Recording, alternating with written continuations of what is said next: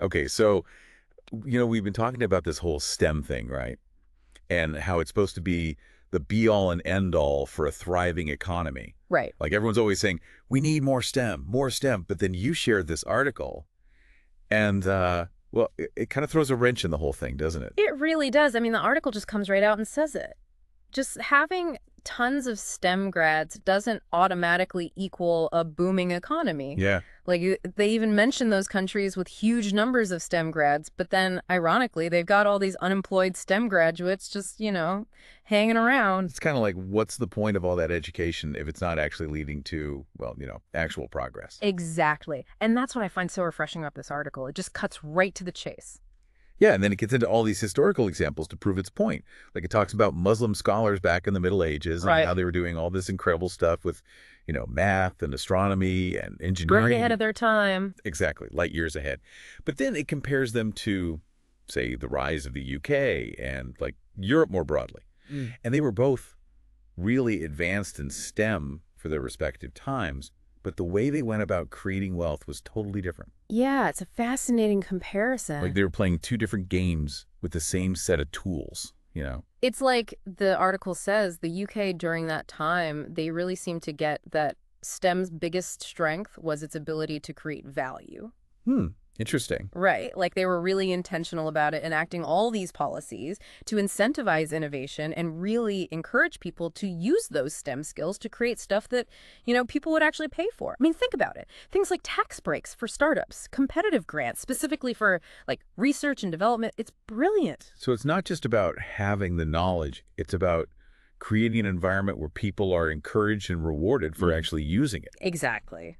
Wow. So like, are we doing that now? I mean, think about our education system. Are we really teaching students how to create value in the same way? It makes you wonder. Or are we just like mass producing graduates with all these technical skills, Yeah. but no clue how to actually apply them in the real world? Well, and that gets to the heart of the article's main point, right? Which is that STEM skills alone aren't some magic bullet for, instant wealth and prosperity. Yeah. It's about understanding those barriers that stand between those skills and, well, actually making something that people are going to open their wallets for. Okay, so how do we actually do that? Because the article talks about this thing called the transfer function. And I got to be honest, at first I was like, whoa, that sounds kind of intense. Right, right.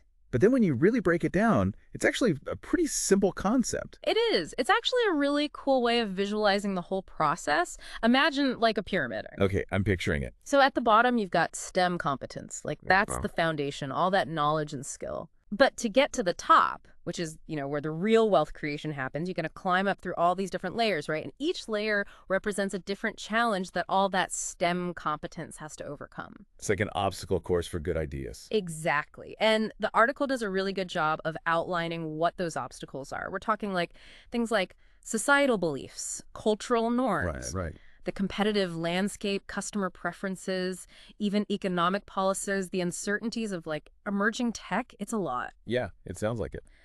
But before we get into all that, Okay. let's talk about this whole idea of consumer surplus and producer surplus, which the article mentions. Yeah, I was going to say, those sound kind of like Econ 101 terms. They are. But they're important to understand, even for, a savvy audience like ours. Yeah, definitely. So what exactly is consumer surplus again? Okay, so imagine you find this amazing gadget, right? Okay. Like it's something you've been wanting forever, and it's on sale, like way cheaper than you thought it would be. Exactly. That difference between what you were prepared to pay and what you actually end up paying, that's consumer surplus. I see. You get a great deal, you feel good about it, and it makes you way more likely to buy. Makes sense. Hmm. Okay, so then producer surplus is just a fancy way of saying profit, right? Pretty much. It's the flip side of the coin, right? So like you're the company who made that awesome gadget, Yeah. right? Producer surplus is your profit margin. The difference between what it cost you to make the thing and what you're able to sell it for because, well, everyone loves it. Okay, so it sounds like the article is saying that STEM is at its best when it creates both consumer and producer surplus. Absolutely. And they use a great example, digital cameras. Oh, yeah. Talk about a game changer. That's Consumers got cheaper, easier to use cameras, and companies who were smart enough to, get on board with the whole digital thing. They made a killing. Oh, absolutely. Huge profits, which of course they then poured right back into more research and development, which, leads to even better products down the line. It's a win-win. when it works like that. Exactly. But of course, like we were saying, there are those layers of the transfer function that often get in the way. Right, right. Those pesky little obstacles. Well, I guess that's where we're headed next. Get ready to climb because we're about to tackle those layers head on. Okay, so we're thinking about that pyramid, right? The transfer function thing. Mm-hmm. With each layer being like a hurdle, on the road from just knowing STEM stuff to actually creating wealth.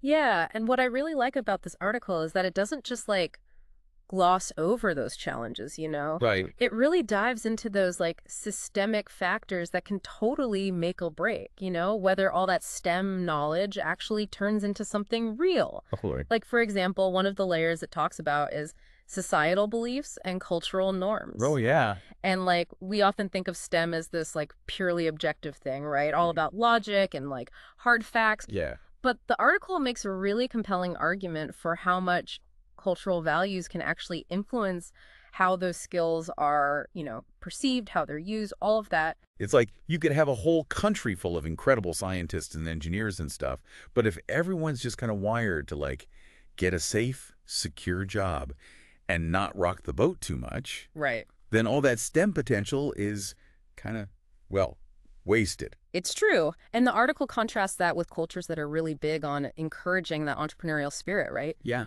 Where taking risks, being the one to challenge how things have always been done, that's seen as the path to success, not something to shy away from. Makes sense. So it's not just about how individuals think. It's also about the bigger picture. Totally. Are there systems in place that actually support people who want to innovate and take risks? Right, exactly. And their article talks about how sometimes even economic policies that are, well-intentioned, it can actually end up hindering that kind of STEM-driven growth that we're talking about. How so? Well, take countries that are super reliant on just importing technology from elsewhere instead of, building it up themselves. It seems easier in the short term, right? But it creates this dependency that can actually stifle homegrown innovation. Because if you're always just relying on someone else to come up with the cool stuff, it's You're never going to learn to do it yourself. Exactly. You're just buying the latest smartphone instead of figuring out how to build your own. Right? Perfect analogy.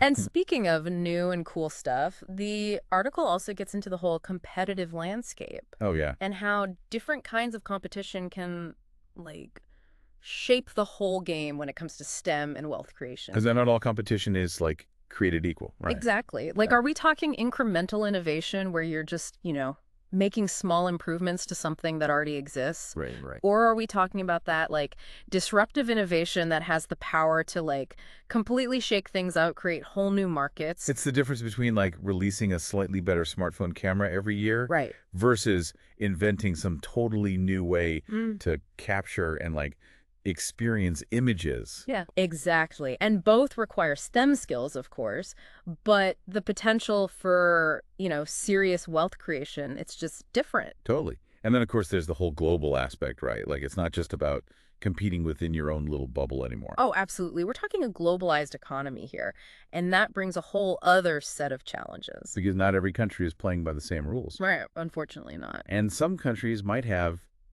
policies that actually make it harder to compete, even if you have amazing, innovative, STEM-driven companies. Right. It's like trying to run a race where some people get a head start or, special advantages. Not exactly fair, is it? Not at all. And this is where things fostering open markets become really important. The idea that, the best ideas should win regardless of where they come from. Makes sense. Right. So everyone has a fair shot. I like it. Okay, so we've got all these different factors at play. Cultural norms, economic policies, types of competition, the whole global landscape. It's a lot. It really is. Yeah. But wait, the article throws in another curveball, right? The whole uncertainty of technology itself. Right. Because, let's face it, not every amazing, groundbreaking, super hyped technology actually lives up to the hype. Sadly. Right. And the article talks about how a lot of new tech starts out kind of embryonic.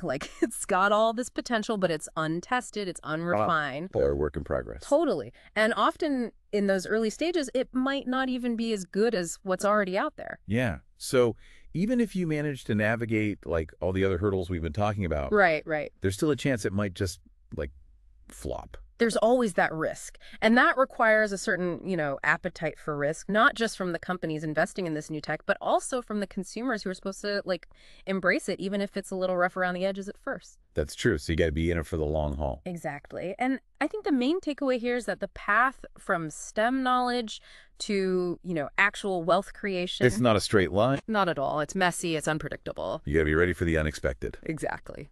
Okay, so we've covered a lot of ground here, from cultural beliefs to, the wild world of emerging technologies.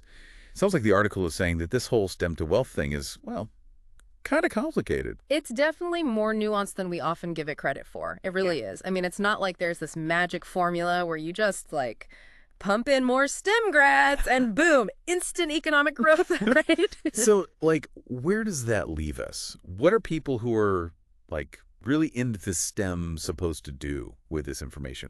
The students, the educators, the people actually working in these fields. Well, I think the biggest takeaway here is that we need to broaden our understanding of how STEM actually leads to wealth. It's not as simple as get a STEM degree, get a good job, become rich, right? There's more to it. It's about being more strategic, thinking bigger, So if you're a student and you're super passionate about STEM, it's not enough to just ace all your classes, right?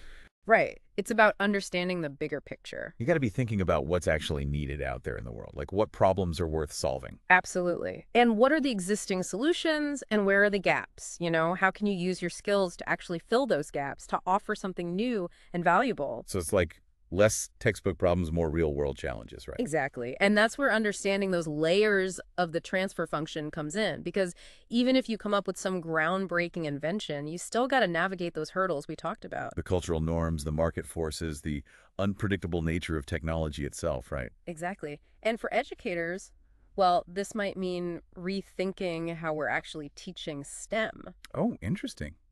How so? Well, it's not just about, teaching kids how to solve for X. It's about helping them understand what X actually represents in the real world, I like that. It's about encouraging them to think about the impact their ideas could have both on society and the economy. So it's about nurturing, that entrepreneurial spirit we were talking about earlier, right? Exactly. It's about encouraging creativity, critical thinking, even just the willingness to, challenge assumptions. That's about not being afraid to rock the boat a little, right? Shake things up. Exactly. And I think for everyone, this article really highlights that at its core, STEM is about problem solving. It's about using knowledge and creativity to make things better, to innovate, to find solutions, right? Yeah, and that's something that's useful no matter what you do. Exactly. Whether you're, designing a bridge or starting a company or even just figuring out how to make your life a little bit easier. It's about having that curiosity, that drive to figure things out and make them better. I love that. And, the article mostly focuses on national economies and stuff, but it got me thinking, Oh, yeah. what about our own personal journeys? Mm-hmm. If we were to create a transfer function for our own lives, what would that look like? Whoa, that's deep. What are those barriers that stand between us and our goals? And how can we use a STEM-like approach to overcome them? It really makes you think, doesn't it? It does. Yeah. But I think that's a conversation for another time. Thanks for diving into this with me. It's been really eye-opening. Yeah, this is great. And to everyone listening, keep exploring, keep asking questions, and remember, STEM is more than just a bunch of facts and formulas. It's a way of looking at the world, a way of thinking that can help you achieve some pretty amazing things. Couldn't have said it better myself. So until next time, keep those brains buzzing.